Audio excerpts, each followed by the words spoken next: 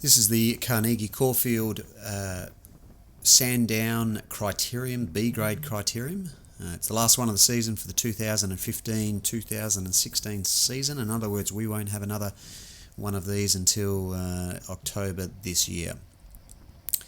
Mainly because we're going into winter, and so unfortunately we're going into the cold and the wet of road season. No more crits. So big bunch tonight, probably not as big as last week. We've probably got 30 riders here. We're coming into the final lap of this race. You'll hear the bell very shortly as we cross the start-finish line. So this is the home sprint here, so it sort of dog legs a little bit to the left here. And then everyone's sort of full tilt by here in one lap's time. But you hear the bell here as we go past the start-finish line. But this stage of the race, it's been pretty hard. Like, this was quite a hard race. There was a little bit of wind out tonight, so as we're going along this home straight, bit of wind. You can see a couple of riders coming down the right-hand side here at 45 k's an hour. And then Alex here in front of me jumps on their wheel, sort of. Leaves it a bit late, but smart thing to do. Use the other riders to move forward. But there's 4 riders off the front, so there's a sneaky little break. And we've got a few strong guys on the front here driving it to bring those 4 riders back into the fold. And I'm sitting back here just trying to look after myself, knowing that this lap will be really hard. It'll be a hard sort of push down the back straight as we try to bring those 4 riders back. And because it's quite windy tonight, I'm quite comfortable with my position in the bunch here. I'm sort of quite a long way back in the bunch, but I know that as we come into that home straight through the final turn, when you've got a bunch of, like you've got a headwind, you can come from further back because you can just use the shelter of the other riders to help you. You know, you don't want to hit the front. What I'm saying is you don't want to hit the front as you're coming into that home straight into a block headwind because you will just go backwards. So I'm pretty happy with where I'm at. A few of the younger riders are sort of doing their turn on the front to bring these 4 riders back. And as we come around this bend here into the back straight, if you look into the distance, you'll see those 4 riders off the front. They're probably about 150 metres up the road. So there they are, that little black dot. That's the crew there. And let me give these guys massive kudos. They have done so well to hold off this bunch for probably about 3 laps now.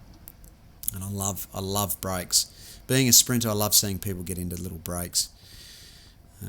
So, you know, the question is now, can we bring them back up the back straight here? So my heart rate on the left there, you can see we're doing 50 kilometers an hour, so we're going quite fast, 173, 174 beats a minute, and we're pushing quite big wattage. That's 500 watts there along the back straight. We're going up a slight incline here, and so the heart rate's creeping up. I'm hurting a little bit. 360 watts, 400, 500, nearly 600 watts. So we're not messing around here, and people are starting to hurt a little bit, and they're definitely putting out some speed. Now you can see here I'm constantly looking at the group here and thinking, oh, there's a little gap opening up. I don't like that. So I've decided to go across that gap. No messing around. You can't hesitate in situations like this. You need to close those little gaps down. So that's pushed me into the red. I'm at 181 beats a minute, hurting a little bit, but I know that there's only 500-600 meters to go. And you can see the 4 riders, we've literally almost brought them back into the fold. You can see they're just there. They're literally, I can reach out and touch them. As we go through, you can see them on the right there. And I'm thinking at this stage, well, we've got these guys. This is going to be a bunch sprint. Okay? They're literally just there. 5 riders.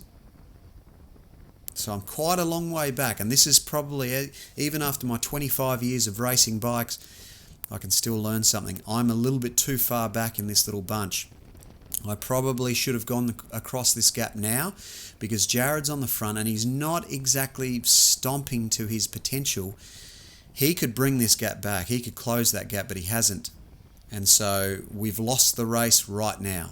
Those 4 or 5 riders have managed to stay away, and I'm thinking, oh damn. So as we come through this final turn, those 5 riders they've just got just enough gap to stay away from us, and here I've just gone, okay, well, I need to do something, so I've gone.